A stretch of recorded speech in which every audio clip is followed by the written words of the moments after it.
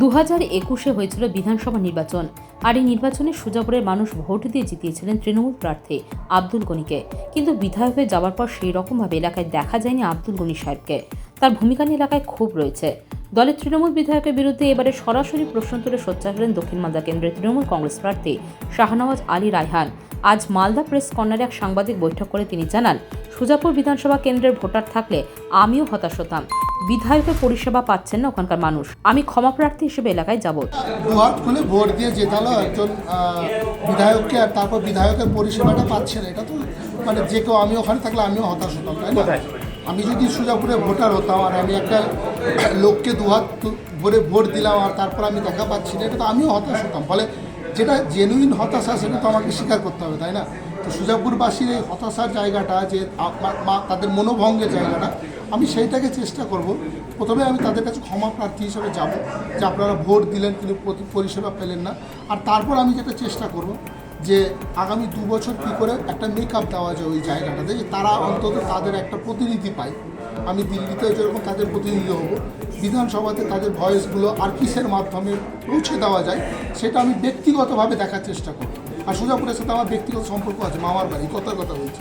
ফলে এটা আমার কাছে ওদের দাবি যদি করেও যে তুই মানে এইটাকে কী করে ট্যাকেল করবে, তো আমি এটাই বলবো যে আমাদের একজন হয়তো আপনাদের ওখানে প্রতিনিধি বা আমি নিজে ব্যক্তিগতভাবে সময় দিয়ে সুজাপুরের এই আগামী 2 বছর যেন সুজাপুর বিধানসভার প্রতিনিধিত্ব থেকে যেন বাদ না পড়ে যায়, আমি সেটাকে সুনিশ্চিত করার। সুজাপুর সমস্যাটা দলীয় নেতৃত্বকে জানাচ্ছেন না? তারা জানে, তারা যথাসাধ্য চেষ্টা করেছে। এটা দলের কোনো সমস্যা না, এটা ব্যক্তি সমস্যা।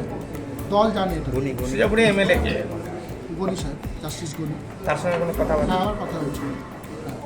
তৃণমূলকে ভোটে জিতিয়ে কি পস্তাচ্ছেন? মানে মানুষ কি বলছেন হঠাৎ করে আপনার এই ভাবনাটা এলো? মানে আপনারা প্রশ্ন করলেন সুজাপুরে, তার উত্তর আপনি যাচ্ছেন যখন মানুষ বলছেন কিছু সমস্যা। কিন্তু আমি সুজাপুরে এখনো সভা করিনি, কিন্তু আমি আসার পর সুজাপুরের অনেকেই যারা দেখা করেছেন তারা বলেছেন যে আমাদের আস্থা তৃণমূলে।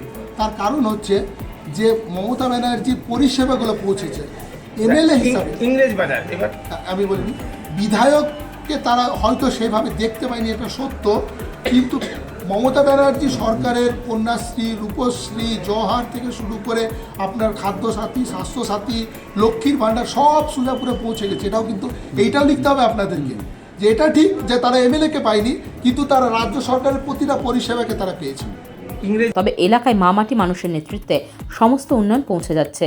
অন্যদিকে এই বিষয়ে ফোনে সুজাপুর বিধানসভা কেন্দ্রের তৃণমূল বিধায়ক আব্দুল গনি জানান, তিনি ওয়াকফ বোর্ডের চেয়ারম্যান। প্রায় 350 কিলোমিটারের দূরত্ব, তাই প্রতিদিন তার পক্ষে যাওয়া সম্ভব নয়। আর এই নিয়ে কটাক্ষ করতে ছাড়েনি বিজেপি।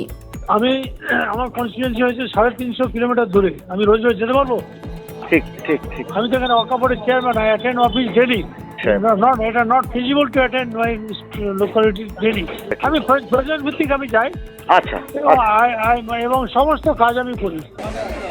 বিষয়টি হচ্ছে, তিনি লোকসভার প্রার্থী হয়েছেন এবং বিধানসভায় যিনি 1 লক্ষের উপরে ভোটে এমএলএ হয়েছেন সুজাপুরে, তার সম্বন্ধে এরকম তিনি কথা বলছেন। স্বাভাবিকভাবে প্রশ্নটা তার নিজের উপরেই, নিজের দিকেই হচ্ছে।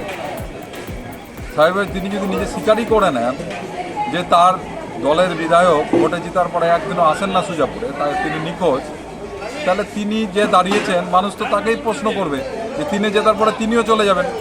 স্বাভাবিকভাবেই তাকেই বা ভোট কেন দেবে মানুষ? Bureau news, Bangla Times.